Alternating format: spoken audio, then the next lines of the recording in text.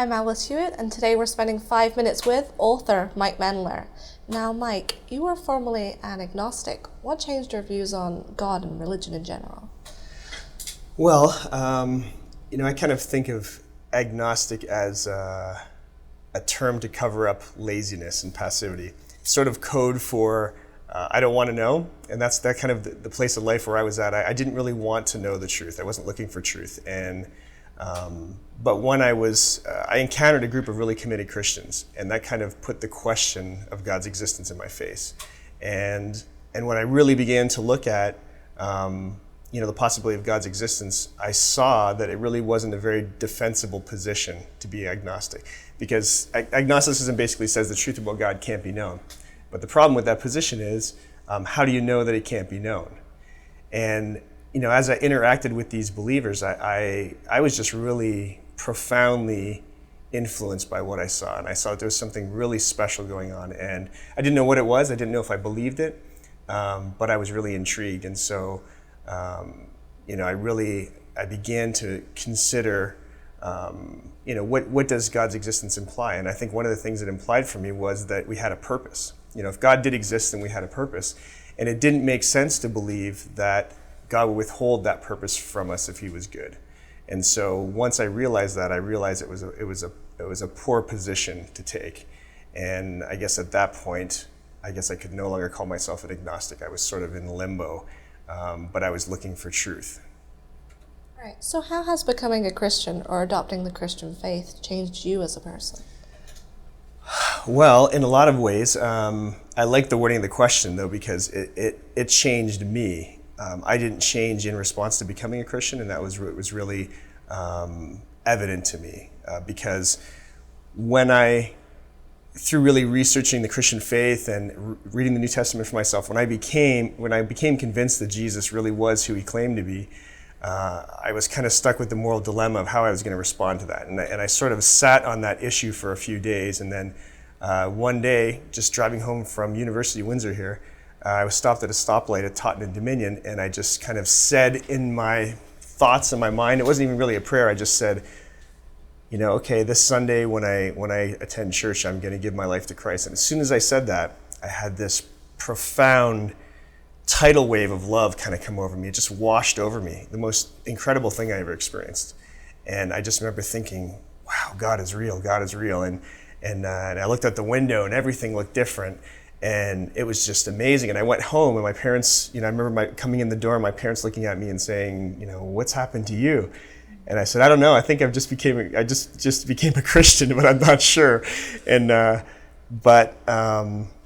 what I saw was there's an instant transformation.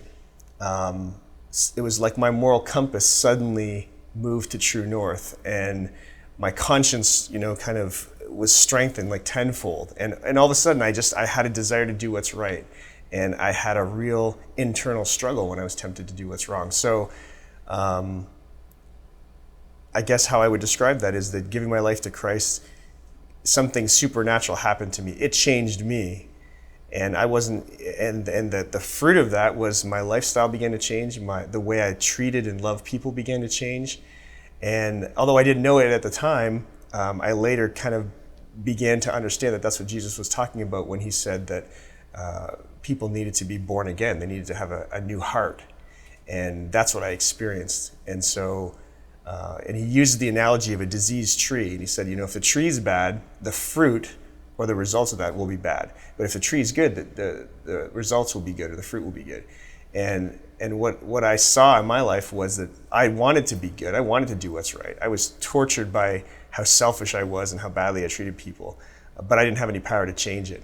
But when I gave my life to Christ, my heart changed, and it was like that disease was removed, and then the automatic result of that was a transformed lifestyle for me.